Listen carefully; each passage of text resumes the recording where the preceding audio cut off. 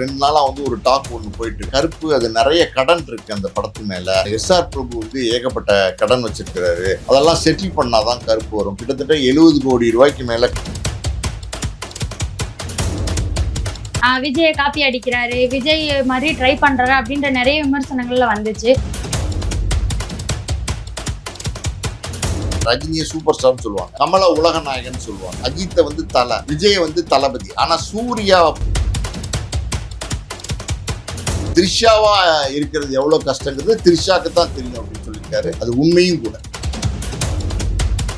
ஆட்டம் bottom கொண்டாட்டம், whistle, punch dialogue, லுக்கு, வாக்கு style, ஒரு மஜாவான ஒரு எக்ஸ்பீரியன்ஸ். இதெல்லாம் பார்க்கும்போது அது ரொம்ப அதிரி புதிரியா இருக்கு. வேற மாதிரியான ஒரு ஆக்ஷன் படமா.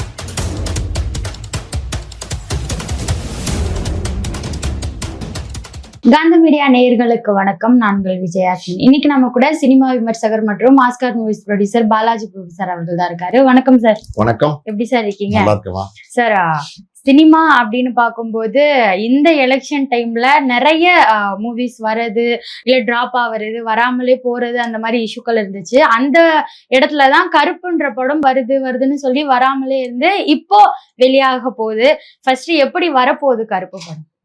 அதாவது பாத்தீங்கன்னா கருப்பு ஏப்ரல் 14 ரிலீஸ் பண்ணலான்னு பிளான் பண்ணாங்க. அப்புறம் ஏப்ரல் 30, அப்புறம் ஃபர்ஸ்ட் வீக் ஆஃப் மே, இப்படி ஒரு 4-5 தேதி டிசைட் பண்ணாங்க. ஆனா அந்த படத்தினுடைய டைரக்டர் ஆர்ஜே பாலாஜி என்ன நினைச்சார் அப்படின்னா, எலெக்ஷன் டைமா இருக்கு. டோட்டலாவே பாத்தீங்கன்னா எல்லாருமே எலெக்ஷன் இந்த யார் அடுத்த முதல்வர் இப்படிதான் பேச்சா இருக்கும். அதனால சேஃபா மே மாசம் 14ஆம் தேதி வந்துடலாம் அப்படின்னு முடிவு பண்ணி தான் மே மாசம் 14ஆம் தேதியை லாக் பண்ணிருக்காங்க. மே மாசம் 14ஆம் தேதி கருப்பு நிச்சயமா வருது. இப்ப நடுவுல பாத்தீங்கன்னா ஒரு 2 நாளா ஒரு டாக் ஒன்று போயிட்டு இருக்கு. அது என்ன அப்படின்னா, கருப்பு. அது நிறைய கடன் இருக்கு அந்த படத்து மேல. எஸ்ஆர் பிரபு ஏகப்பட்ட கடன் வச்சிருக்கிறாரு. அதெல்லாம் செட்டில் பண்ணாதான் கருப்பு வரும். கிட்டத்தட்ட 70 கோடி ரூபாய்க்கு மேல கடனை செட்டில் பண்ணாதான் கருப்பு ரிலீஸ் ஆகும். அதனால கருப்பு மே 14 வரல, இன்னும் 2 வாரம் தள்ளி போகுது. மே மாதம் இறுதியில தான் வருது அப்படிங்கிற ஒரு செய்திகள்லாம் உலா வந்துட்டு இருக்கு சோசியல் மீடியால. பட் அதெல்லாம் உண்மை கிடையாது. நம்ம விசாரிச்ச வகையில திட்டமிட்டபடி பாத்தீங்கன்னா மே 14ஆம் தேதி கருப்பு ரிலீஸ் ஆகுது. சென்சார்லாம் பண்ணிட்டாங்க. ட்ரைலர் கூட ரிலீஸ் பண்றாங்க. ஸோ மொத்தத்துல கருப்பு நீங்க கேட்ட மாதிரி பாத்தீங்கன்னா, சூர்யா இதுக்கு முன்னாடி ஜெய் பீம், அப்புறம் சூரரை போட்டுலாம் நல்ல படங்கள் கொடுத்திருந்தா கூட, கங்குவா அப்புறம் ரெட்ரோலாம் பெரிய தோல்வி படங்களா இருந்துச்சு.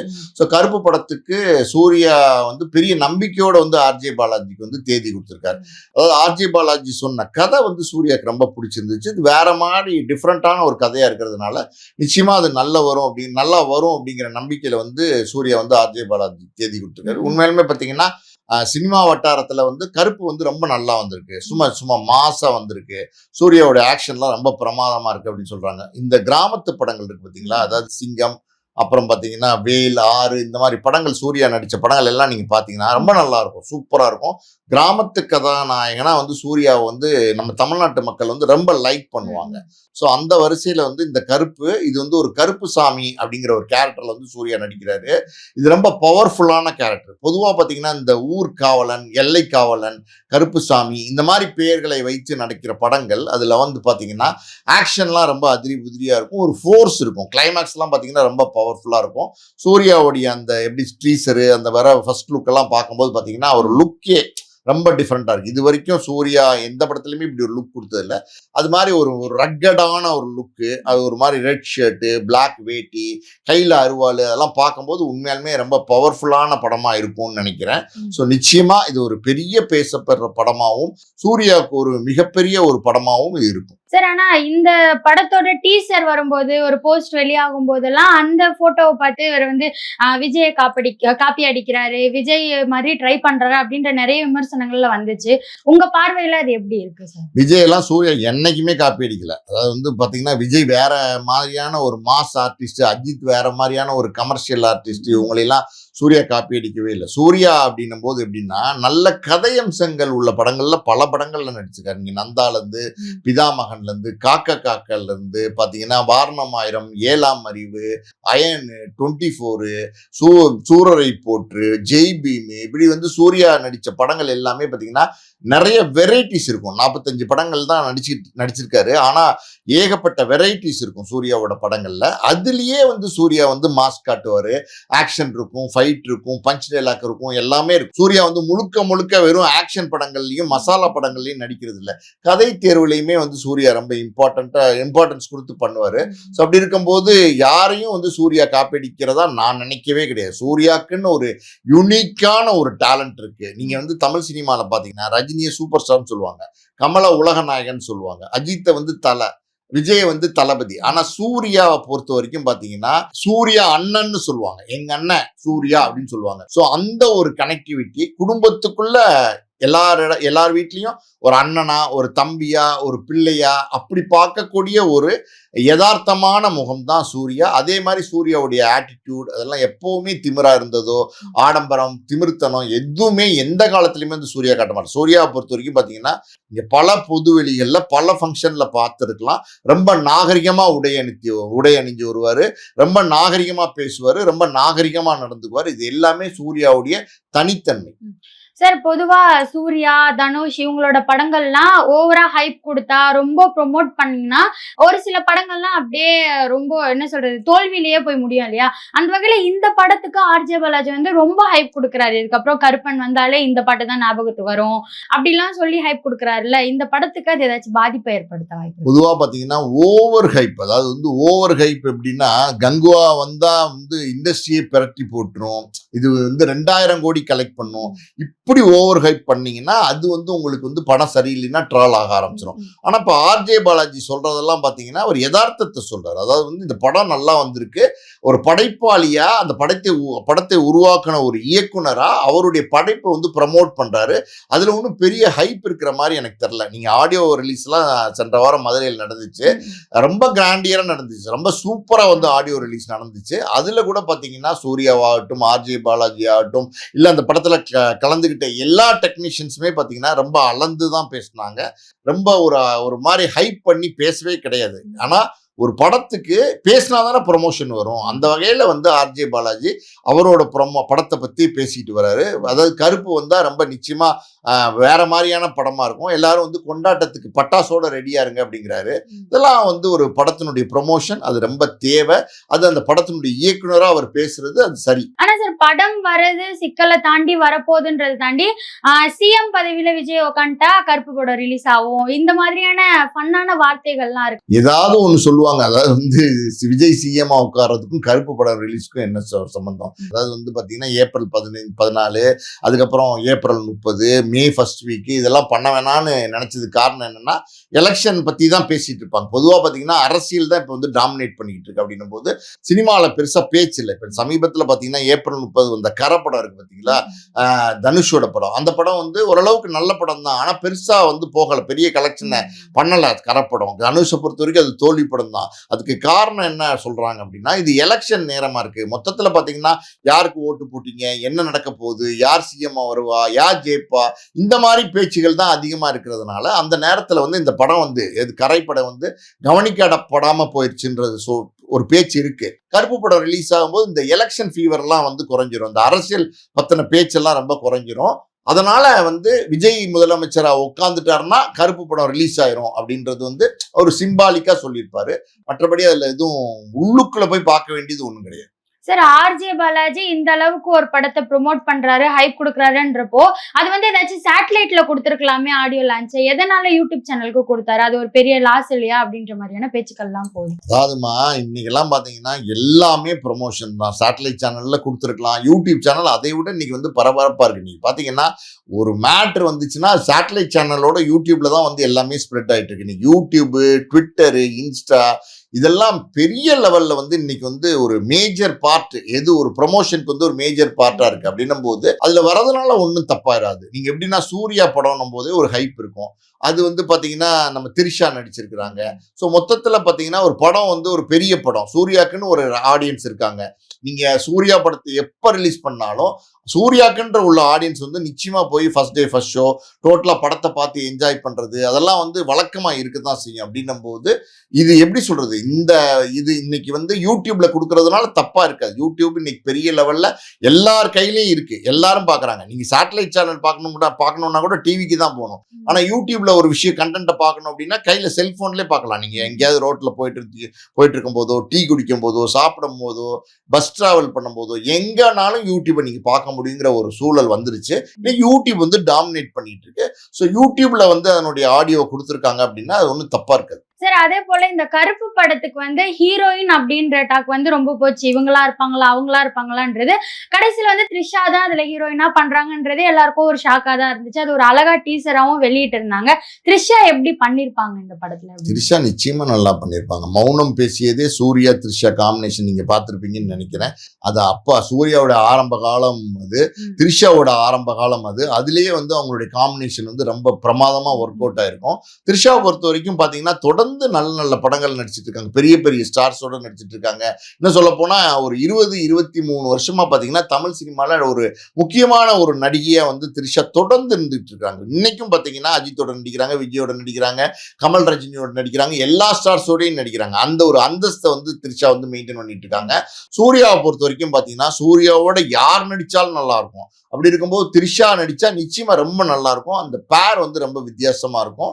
ஸோ ஆர்ஜே பாலாஜியே ஆடியோ ரிலீஸ் சொல்லியிருக்காரு. என்ன சொல்லியிருக்காருன்னா, த்ரிஷாவா இருக்கிறது எவ்வளவு கஷ்டங்கிறது த்ரிஷாக்கு தான் தெரியும் அப்படின்னு சொல்லியிருக்காரு. அது உண்மையும் கூட. சார் இந்த படத்துல படத்தை பத்தி பேசுறதை தாண்டி த்ரிஷாக்கு அந்த ஒரு டைட்டில் வச்சது சவுத் குயின் த்ரிஷா அப்படின்ற ஒரு பட்டம் எப்படி வந்துச்சு, புது பட்டம் கொடுத்துருக்காங்களா இந்த படத்துலன்ற மாதிரி தான் விமர்சனங்கள் நிறைய போச்சு. உண்மையிலேயே அந்த பேர் எப்படி வந்துச்சு சார்? இது சினிமால இந்த மாதிரி பட்டம் வைக்கிற பேர்கள்லாம் எங்க இருந்து வருதுன்னே தெரியாது. கமலுக்கு விண்வெளி நாயகன் எங்க வந்துச்சு, ரஜினியாவது பாத்தீங்கன்னா வந்து பைரவி படத்துல ஹீரோவா நடிச்சப்ப தானு வந்து சூப்பர் ஸ்டார்னு போட்டாரு. இதெல்லாம் அப்படின்னா பட்டங்கள் அது வந்து எப்படி சொல்றது, இது சினிமால வழக்கமா போச்சு. எனக்கு தெரிஞ்சு பட்டங்கள்லாம் தேவையில்லை. தளபதி விஜய், தல அஜித்து, கடவுளே அஜித்து, இந்த மாதிரியான பட்டங்கள்லாம் தேவையில்லை. சிவகார்த்திகனுக்கு ஒரு பட்டம், கவினுக்கு ஒரு பட்டம், கென் கருணாஸுக்கு ஒரு பட்டம், இதெல்லாம் என்னத்துக்கு அவசியம்? எந்த பட்டமும் எனக்கு தெரிஞ்ச அவசியம் இல்லை. லேடி சூப்பர் ஸ்டார்னு சில நாட்களுக்கு முன்னாடி வரைக்கும் நயன்தாரா வந்து கிளைம் பண்ணிட்டு இருந்தாங்க, போட்டுட்டு இருந்தாங்க.